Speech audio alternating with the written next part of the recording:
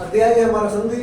संधि में स्वर संधि, और स्वर संधि में भी वापस पहला इसका पहला भाग है दीर्घ संधि। ठीक है, दीर्घ संधि का पहला नियम है आ का, जिसका अ या आ के बाद में वापस अ या आ आए तो आ के रूप में आपको लेना है उसमें अक्सर। ठीक है, तो आ का नियम, इसमें आप सीधे शब्द पर जाते हैं। देखो, आपको सबसे पहले कुछ शब्दों के अर्थ होते हैं, एक शब्द के एक से अधिक अर्थ होते हैं। ठीक है, एक शब्द का कभी भी एक अर्थ नहीं होता है, हो सकता है कि उसके दो अर्थ हो सकता है दो से अधिक भी हो। ठीक है, तो यहाँ पर एक शब्द है स्थान। क्या शब्द है? स्थान। देखो, एक शब्द है आसे, एक शब्द है आले, एक शब्द है आगार,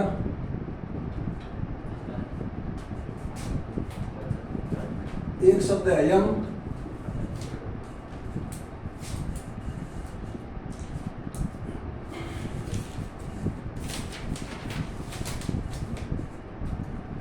और एक शब्द है आवास।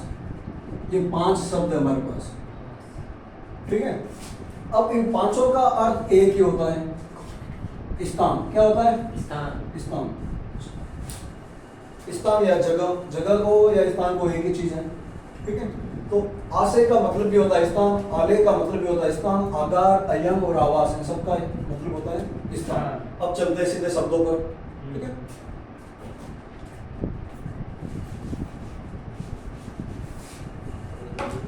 देखो, पहला शब्द हमारा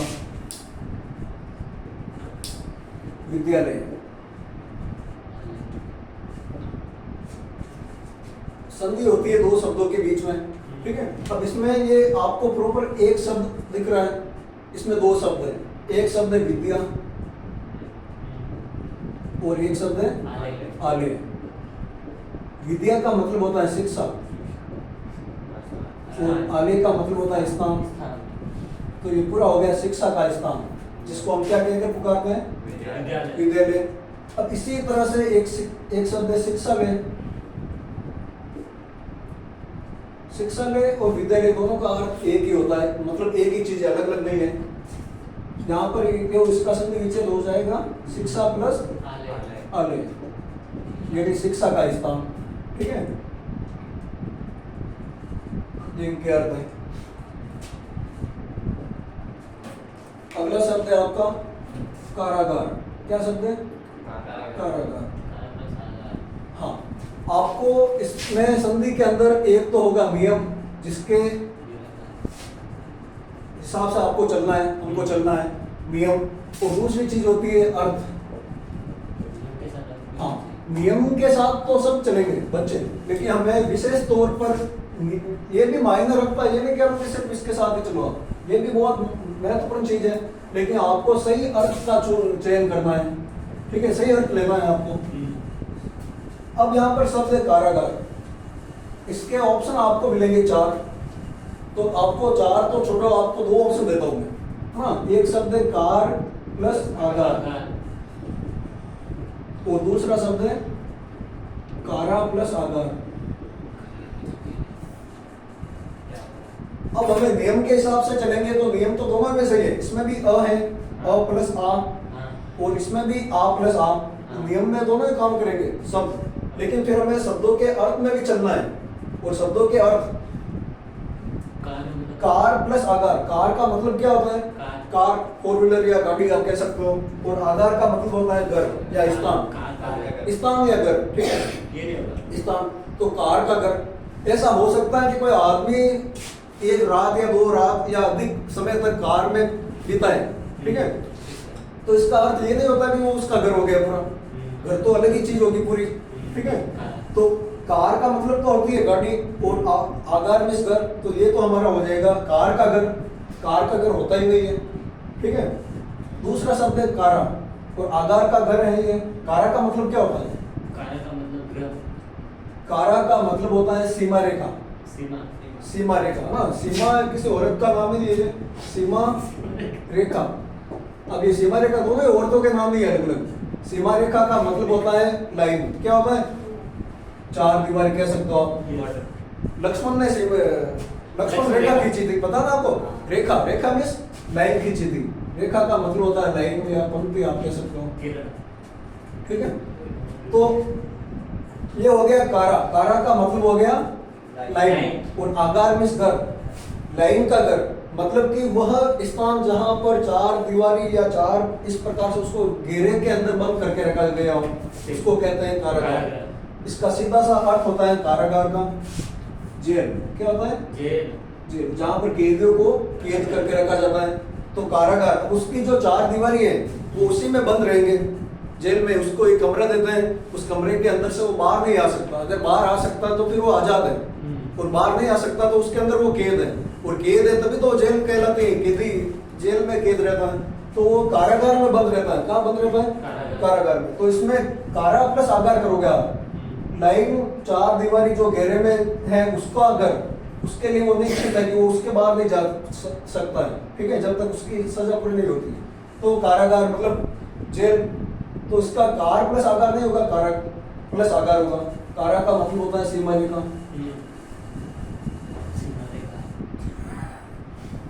उसकी जो रेखा है उसी तक सीमित है, वो सीमा रेखा उसकी वो निश्चित है, वहां से आगे नहीं जा सकता। अब अगला शब्द है हमारा कारावास। कारावास, अब इसका अर्थ भी जेल होता है और इसका अर्थ भी जेल होता है। कारावास है ना, उसको कारावास में बंद कर दिया गया, इतने 2 वर्ष के लिए उसको कारावास की सजा मिली। तो कारावास का मतलब भी क्या होता है? जेल। तो इसका संधि विच्छेद भी एक तो है कार प्लस आवास, और एक है कारा प्लस आवास। तो कारा प्लस आवास होगा, कार प्लस आवास नहीं होगा, कारा प्लस आवास। कारा में वही वापस सीमा रेखा, और आवास यानी घर या स्थान। सीमा रेखा का स्थान, सीमा रेखा का घर, कैदियों का घर, कारावास, ठीक है। अब एक शब्द है हमारा कारागृह। इसको गृह बोलना है ना, ग्रह नहीं है, ग्रह तो ये है। ग्रह, ग्रह का मतलब क्या होता है? नक्षत्र। ये हमारे सोम है, मंगल है, बुध है, शुक्र है, ये सारे के सारे जो हमारी पृथ्वी भी है ग्रह। हमारी पृथ्वी भी क्या है? नक्षत्र है, ग्रह है, ठीक है। अब इनके नाम है अलग अलग। तो ये तो है शब्द आपका ग्रह, इसका मतलब होता है नक्षत्र। और ये शब्द है हमारा गृह, गृह का मतलब होता है घर। गृह का मतलब क्या होता है? घर। जैसे बच्चों को दीपावली के गृह कार्य में गृह कार्य दिया जाता है, ये तो यहाँ पर ये शब्द आता है गृह कार्य, घर का कार्य, घर का काम, ठीक है। तो गृह का मतलब होता है घर। अब ये कारागृह, कारागृह का संधि विच्छेद एक शब्द तो होता है हमारा, कारा तो आएगा, ये तो निश्चित है क्योंकि कार तो होगी नहीं, ठीक है। तो एक तो हमारा है कारा प्लस आग्रह, और दूसरा है हमारा कार प्लस आग्रह। क्या होगा? कारा आग्रह। सोचो वापस एक बार। कारा मतलब घर, कारा मतलब सीमा रेखा, और आग्रह पहला सही, दोनों ही गलत है। दोनों ही गलत है। आग्रह मतलब आग्रह, आग्रह होता ही नहीं, आग्रह तो वो निवेदन करना होता है। आग्रह का मतलब कुछ होता ही नहीं। इसका मतलब अगर ले तो निवेदन कह सकते हो आप, निवेदन करना कि मेरी शादी में आना, आप आग्रह करते हैं हम हाथ जोड़ के, ठीक है। तो आवेदन होता है, इसका निवेदन होता है, ठीक है। तो आग्रह तो यहाँ पर हो ही नहीं सकता। अब घर का मतलब क्या होता है? गृह का मतलब घर होता है, गृह, गृह का मतलब घर होता है। और आगे तो कारा आएगा ही आएगा, प्लस बाद में गृह आएगा। तो ये इस प्रकार से होना चाहिए, कारा प्लस गृह। और अगर कारा प्लस गृह होगा तो फिर ये संधि होगी नहीं इसमें तो, और संधि नहीं होगी तो फिर ये क्या है? संयोग। ये क्या है? संयोग है फिर ये। इस प्रकार से आपको 4 ऑप्शन दे सकता है कि भाई कारागृह, इसमें 4 ऑप्शन देंगे, कार प्लस आग्रह, कारा प्लस आग्रह, या एक ऑप्शन और देगा और लास्ट में लिखेगा कोई निम्न में से कोई नहीं, उपयुक्त में से कोई नहीं। तो आप लिखोगे उपयुक्त में से कोई नहीं। पहली बात तो सवाल ही गलत है, संधि होगी नहीं इसमें, ये संयोग है, ठीक है। कारागृह शब्द इसका क्या है? कारागृह शब्द कौन से अध्याय का शब्द है? संधि का, संज्ञा का, संयोग, ठीक है। तो वो संयोग है, इसमें संधि नहीं है। उदाहरण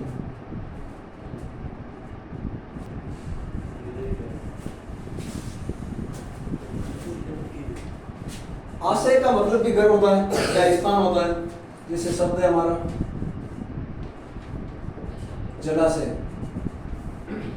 जल का आशय, जल का आशय। जैसे एग्जाम्पल जल प्लस आशय, संधि विच्छेद नहीं कह रहा हूँ, तालाब, जल तालाब, प्लस आशय, आशय। इसको धन बोलना है या नहीं बोले तो भी चलेगा, प्लस बोलो तो। जल का आशय बराबर जलाशय, यानी जल का स्थान। किसका स्थान? जल का। जैसे समुद्र आ गया, तालाब आ गया, नदी आ गई, महासागर आ गया, सभी के सभी जल के स्थान है। गर्भाशय, गर्भाशय, गर्भ का स्थान, गर्भ का आशय। जंगल,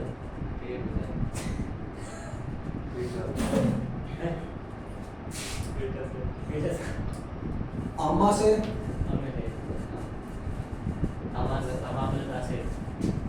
आमाशय का क्या होगा? आम प्लस आशय होगा या आमा प्लस आशय होगा? आमा प्लस आशय, सहयोग, आम प्लस आशय होगा। क्या होगा? आम प्लस आशय, आम प्लस आशय, आम का स्थान। अब आम का स्थान, उल्टे आम का स्थान, आम का स्थान क्या होता है बताओ? कोई तो सहयोग है। आम का स्थान वो नहीं कि कोई आम का पार्क है, बगीचा है, तो वो वहां पर आम लगता है तो आम का स्थान, वो नहीं। आम का मतलब क्या है? आम का मतलब क्या है ये बताओ? नहीं। आम का मतलब मैंगो नहीं है, ठीक है? ये जो मैंगो है हमारा आम, वो नहीं है। आम क्या है? ये हमारा विज्ञान का शब्द है, साइंस का।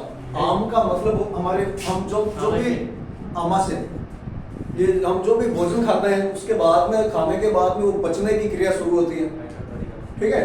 तो पचकर वो अम्ल बन जाता है। क्या बन जाता है? अम्ल बन जाता है, तो उसको कहते हैं आम। ये तत्सम शब्द है आम, ठीक है? और इसको हिंदी में कहते हैं अम्ल। अम्ल मतलब कि हम खाने के बाद में जो भोजन पचने की क्रिया होती है पाचन तंत्र के अंदर, उसको कहते हैं अम्ल की क्रिया, अम्ल या आम, ठीक है? तो आम का मतलब मैंगो नहीं है, आम का मतलब है अम्ल। अम्ल का स्थान कहाँ? पेट में, पाचन तंत्र में, ठीक है? तो वो है आम, अम्ल का स्थान पेट में। तो इसका आमाशय का संधि विच्छेद क्या होगा? आम प्लस आशय। तो फिर आप बताओ, ये जो आम है, मैंगो है, इसको क्या कहते हैं फिर संस्कृत में? ये मैं आपको पहले भी कह चुका हूँ, ये आम्र, आम्र, आम्र कहते हैं। इसको क्या कहते हैं? आम्र। और अभी हम इसको आम्र की इस जगह पर हम क्या कहने लग चुके हैं? आम। आम है, ठीक है? इसको हम अभी आम कहते हैं, जबकि ये शुद्ध शब्द संस्कृत का शब्द है आम्र, ठीक है? और ये हमारा जो आम है, इसका मतलब होता है आम, अम्ल।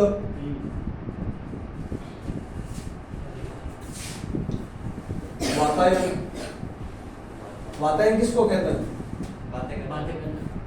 वातायन का मतलब होता है, क्या होता है? खिड़की, हाँ, कैसे? इसका संधि विच्छेद होता है वात प्लस अयन। अयन आंखों को नहीं कहता है, आंखों को नयन कहता है, ठीक है? ये अयन लिखा हुआ है। अयन का मतलब होता है स्थान, ठीक है? हवा आने का स्थान। अब हवा आने का स्थान वो पंखे, कूलर, फ्रिज, वो सॉरी फ्रिज नहीं, पंखे, कूलर वो नहीं है। हवा आने का स्थान कहाँ है? हाँ, उसको कहते हैं वातायन। तो ये आशय है, अयन है या आवास है, एक शब्द का बहुत सारे अर्थ होते हैं, ठीक है? तो इसमें इस प्रकार से सभी शब्दों का अर्थ क्या है? स्थान।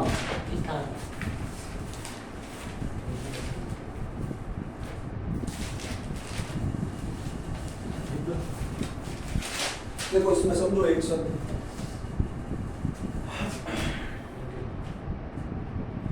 एक शब्द है हमारा सप्ताह। ये बहुत ही मोस्ट है, समझना है इसको। सप्ताह शब्द, सप्ताह का मतलब हमको सबको पता है। क्या होता है सप्ताह का मतलब? 7 दिन का समूह, 7 दिवस का समूह। इसको हिंदी में शुद्ध दिवस कहते हैं। क्या कहते हैं? शुद्ध दिवस, ठीक है? तो सप्ताह का मतलब होता है 7 दिवस का समूह, 7 दिवसों का समूह, ठीक है? तो इसका संधि विच्छेद क्या होगा? यहाँ पर तो आप चले जाओगे यहाँ तक, तो सप्त, सप्त का मतलब होता है 7, ठीक है? सप्त का मतलब होता है 7। प्लस अब आगे इसका संधि विच्छेद होता है अहन होता है, क्या होता है? सप्ताह अहन। सर्वनाम सप्त प्लस अहन, ये न आता है अनंत इसके नीचे, यस और अहन का मतलब होता है दिन। अहन का मतलब क्या होता है? दिन दिन। अब जब इनको मिलाएंगे तो ये तो सप्ताहन होना चाहिए, क्या होना चाहिए? यहाँ पर न वापस आना चाहिए, लेकिन न नहीं आता है। क्यों नहीं आता है? क्योंकि यहाँ पर आधा अलग नहीं, न का लोप हो जाता है। क्या हो जाता है? लोग छिप जाता है। लोप, न गायब हो जाता है सब। अगर आपको ऐसे पूछ ले सवाल कि सप्त प्लस अहन इसकी संधि क्या होगी, तो सप्ताह तो सप्त प्लस अहन की संधि आप ये मत कर देना सप्ताहन, ये मत कर, ये कर लिया तो गलत है। फिर आपको अगर वो सवाल देगा तो इसका ऐसे ही देगा, ऐसे नहीं देगा सप्ताह का संधि विच्छेद क्या होता है। अगर ऐसा देगा तो भी आप गलत कर लोगे। हमें इस प्रकार से सोचेंगे सप्त प्लस अह या आह, ठीक है? अह कर लेंगे या आह, या ता में से आ बाहर निकलेगा तो आह कर लेंगे, न नहीं लगाएंगे पीछे। लेकिन अगर आप न लगाना है संधि करते समय न का लोप हो जाता है, ये याद रखना। इसमें शब्द होता है अहन, अहन का मतलब होता है दिन, ठीक है? और न का इसमें क्या होता है? लोप। अब लोप क्यों होता है? अगन देख ले लोप इसलिए होता है कि हम ये जो हमारे पहले के लोग थे, बुजुर्ग है हमारे, ठीक है, हमारे पूर्वज है या बुजुर्ग है, उन्होंने बोलने की सुविधा के लिए, किसकी सुविधा के लिए? बोलने की सुविधा बोलने की सुविधा के लिए शब्दों में से अक्षरों का लोप करना शुरू कर दिया कि भाई एक तो शब्द है सप्ताहन, अब इसमें एक तो आपको बोलना है सप्ताहन, और इसका मतलब होता है 7 दिन का समूह, 7 दिवस का समूह। और उन्होंने बोलने की सुविधा के लिए न का लोप कर दिया कि सप्ताहन, बोलने में उनको जोर आता है, दिक्कत होती है, तो उन्होंने सीधा सप्ताह कहना शुरू कर दिया। सप्ताह, सप्ताह का मतलब भी होता है 7 दिन का समूह, 7 दिवस का समूह। तो न का लोप कर दिया बोलने की सुविधा के लिए, किसकी सुविधा के लिए? बोलने की। ये चीज याद रखना आप, ठीक है? लोप क्यों होते हैं अक्षरों के? बोलने की सुविधा के लिए लोप होते हैं। बोलने की सुविधा क्या, ताकि लोग आराम से आसानी से बोल सकें। जैसे एक शब्द होता है, अब ये अंक है 11, 12, 13, 14, ये अंक है। अब इसको लिखते कैसे हैं शुद्ध? ये है 11, 12, 13, ठीक है? ये ऐसा शब्द है, लेकिन हमने इसमें भी लोप कर दिया। इसमें किसका लोप क्या पता है? ह का। इसमें भी ह का। हमने इसको बोल दिया 11, 11 शब्द सही है, 11, 12, 13, हमने सीधा कह दिया 11, 12, 13, ठीक है? क्यों कह दिया? बोलने की सुविधा के लिए। 11 कौन बोले भाई? 11 रुपए चाहिए, 12 रुपए चाहिए, ह बार बार आएगा, तो एक प्रकार से दिक्कत होती है, थोड़ी तकलीफ होती है। तो बोलने की सुविधा के लिए हमने ह का क्या कर दिया? लोप कर दिया। उसी प्रकार हमारे पूर्वजों ने सप्ताहन में से न का क्या कर दिया? लोप कर दिया। तो लोप होती है चीज बोलने की सुविधा के लिए। द्राक्षासम,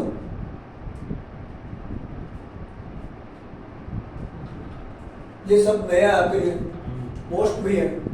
द्राक्षासम का संधि विच्छेद क्या होगा? पहले तो शब्दों के अर्थ समझो। द्राक्षासम का मतलब क्या होता है? सर्व का मतलब होता है द्राक्षासव का संधि विच्छेद होता है द्राक्षा प्लस आसव। द्राक्षा का मतलब होता है दाख।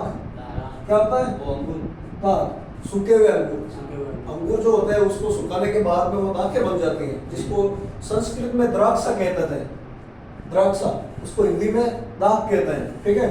तो ये तो है तत्सम शब्द, ये है तद्भव शब्द। ये समास, ये संधि में ये बहुत सारे दूसरे चैप्टर भी चलेंगे साथ में, विलोम भी आएंगे, पर्यायवाची भी आएंगे, तत्सम तद्भव भी आएंगे, ठीक है? तो ये समास भी आते हैं, बहुवीरी समास, बहुत सारे शब्द हैं बहुवीरी समास के जो संधि में उपयोग में लेते हैं। तो द्राक्षा तत्सम शब्द है, इसका हिंदी में रूप है दाख। ये भी याद रखना है, तत्सम तद्भव। और आसव, आसव का मतलब होता है रस। आसव का क्या होता है? रस। दाखों का रस द्राक्षासव कहलाता है। दाखों का जो रस होता है वो क्या कहलाता है? द्राक्षासव।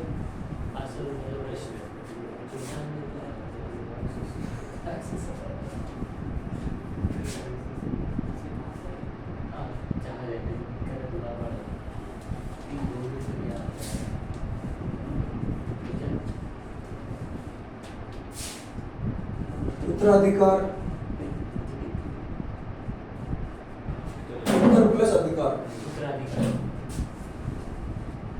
उत्तर प्लस अधिकार प्लस अधिकार। राजा का बेटा वापस राजा बनता है तो उसको उत्तराधिकारी कहते हैं, ठीक है। उसकी मतलब जो पहला बेटा होता है उसका अधिकार होता है वापस, ठीक है, उत्तराधिकार।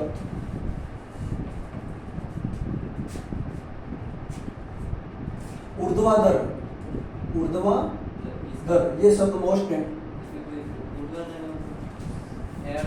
ऊर्ध्वाधर का मतलब होता है ऊपर नीचे। ऊर्ध्वाधर का मतलब क्या होता है? ऊपर नीचे। इसका संधि विच्छेद होता है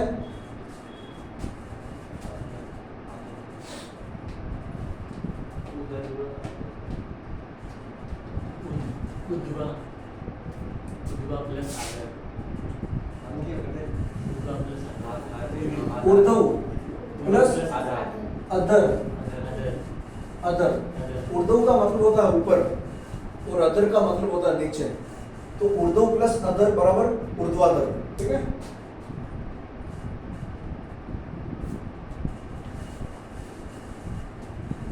क्रमांक, क्रम प्लस अंक, क्रमांक, क्रम प्लस अंक। क्रम का मतलब क्या होता है? क्रम का मतलब होता है सही तरीके से, पंक्ति से, हाँ, एक के बाद में दो, दो के बाद में तीन। हम नहीं कहते क्रमांक, क्रम, क्रम से आओ। क्रम से आओ का मतलब जिसकी बारी है वही आए, जिसके बाद में जिसकी बारी आए उसके बाद में वही आए, ठीक है। तो क्रम का मतलब सही तरीका, और अंक का मतलब होता है संख्या। क्रमांक संख्या, ये रोल नंबर को भी कहते हैं, ठीक है, क्रमांक।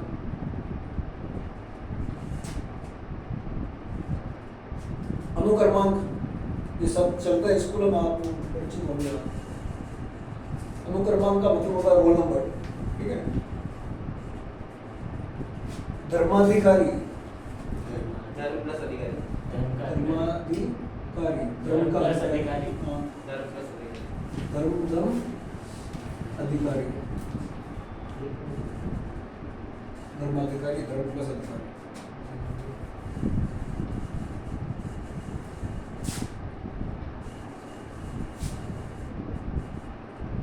धर्मार्थ, धर्म प्लस अर्थ, धर्म प्लस अर्थ,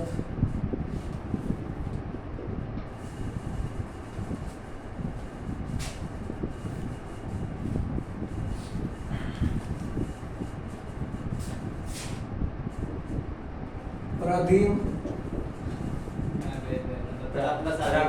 अधीन, पर प्लस परा नहीं होगा। पर प्लस अधीन, पर का मतलब क्या होता है? लेकिन पर का मतलब होता है, पर के, पर का मतलब होता है दूसरे, दूसरे दूसरे गियर, हाँ, पर प्लस अधीन। ये देखो एक शब्द होता है स्वाधीन। स्व मतलब अपना खुद का। स्वाधीन, जैसा कि कोई स्वाध्याय करते हैं, स्वाध्याय का मतलब खुद अध्याय करते हैं, तो वो तो है स्वाध्याय, मतलब खुद के अधीन, खुद के अंडर में। तो पराधीन का मतलब होता है दूसरों के अंडर में। हम पराधीन नहीं है, हम स्वाधीन है, ठीक है। दूसरों के अंडर में काम नहीं करता है। अगर कोई दूसरे के अंडर में काम करता है तो वो उसका एक प्रकार से पराधीन है वो। जैसे पहले अंग्रेजों ने भारत पर कब्जा किया तो हम पराधीन थे, उनके अंडर में थे, गुलाम थे उनके। पर प्लस अधीन, अधीन का मतलब होता है नीचे या अंडर में, उनके अंडर में काम करना। पर मतलब दूसरे, घेर, घेरों के अंडर।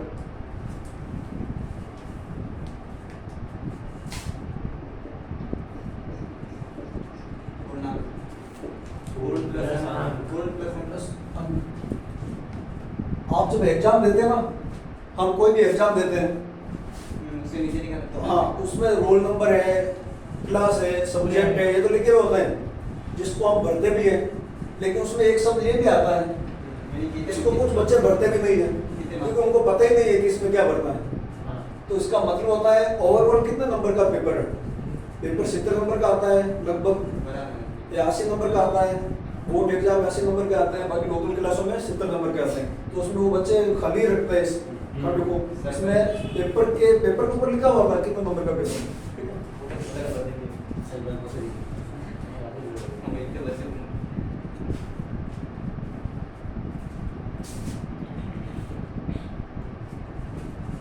बहुत सारे वर्ड हैं।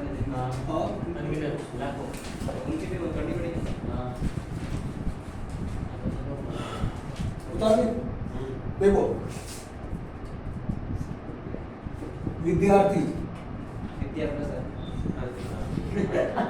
विद्यार्थी विद्या प्लस आरती विद्या प्लस आरती अर्थी अर्थी अर्थी होगा इसमें। अब अर्थी का मतलब आप वही नहीं ले कि वो राम नाम सब है, ठीक है। अर्थी का मतलब क्या होता है? अर्थी यानी बच्चा मतलब विद्या प्लस आरती अर्थी का मतलब अर्थ मतलब है अर्थ अर्थी का मतलब होता है इच्छुक। क्या होता है? इच्छुक इच्छुक।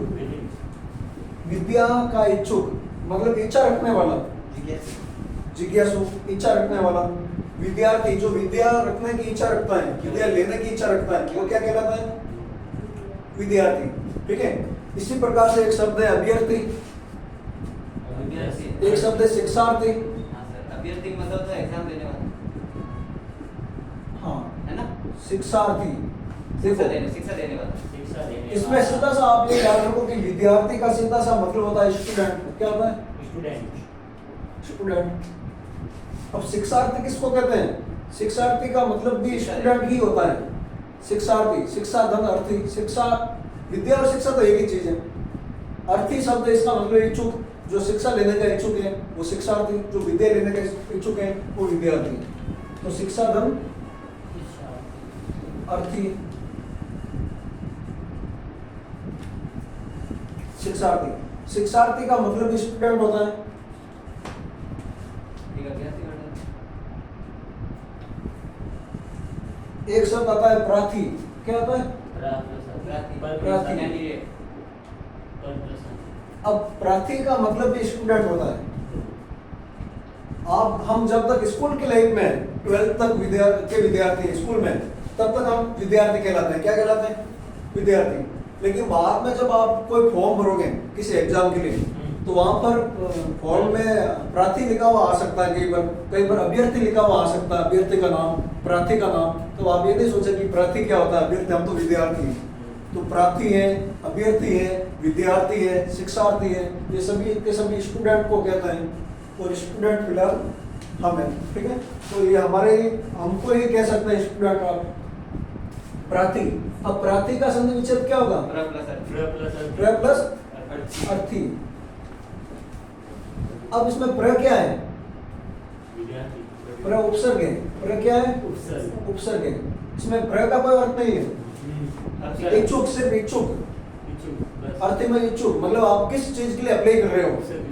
जैसे कोई ऐसे ही जो पोस्ट आती है, जो उसके लिए उसका इच्छुक है, मतलब उसकी इच्छा है भाई नौकरी, ऐसे ही की नौकरी लगने की, तो वो उसका इच्छुक है। तो फॉर्म भरेगा तब लिखा हुआ आएगा प्रार्थी का नाम, ठीक है। प्र उसमें उपसर्ग लगा हुआ है।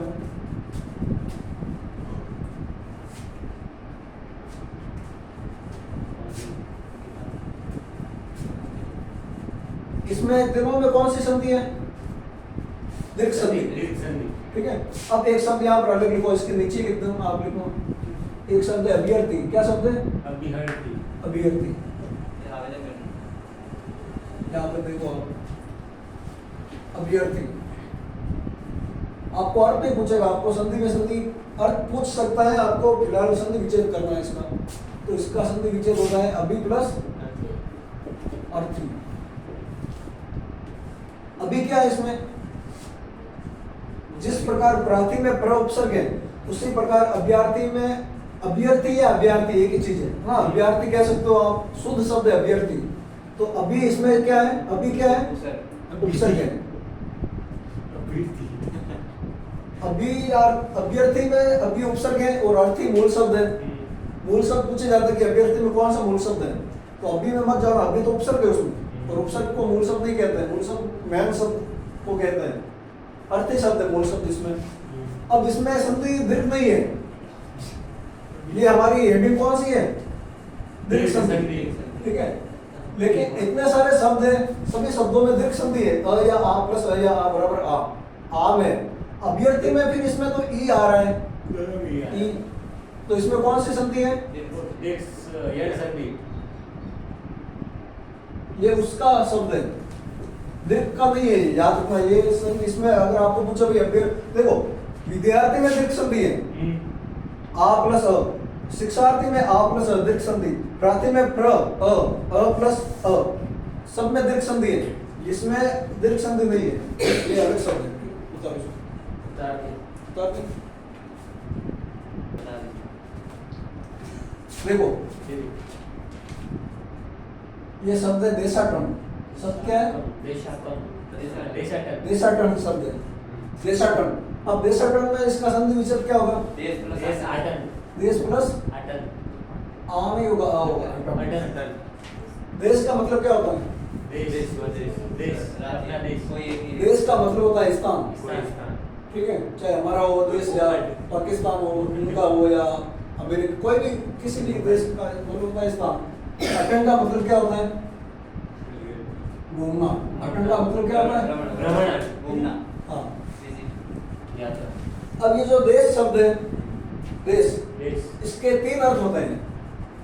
देश शब्द के कितने अर्थ होते हैं? तीन। इसके अर्थ होंगे तीन अर्थ होंगे देश के। कंट्री। इसका पहला अर्थ होता है राष्ट्र। दूसरा। राष्ट्र का मतलब देश, देश। ठीक है। तो देश का पहला अर्थ होता है राष्ट्र, और दूसरा इसका अर्थ होता है कथन। क्या होता है? कथन। कथन। कथन का मतलब क्या होता है? कथन। वाक्य। अब उसको बोलकर भी कह सकते हो, लिख कर भी बता सकते हो, लिखित रूप में भी या मौखिक रूप में भी, ठीक है। और कथन का तीसरा अर्थ होता है स्थान।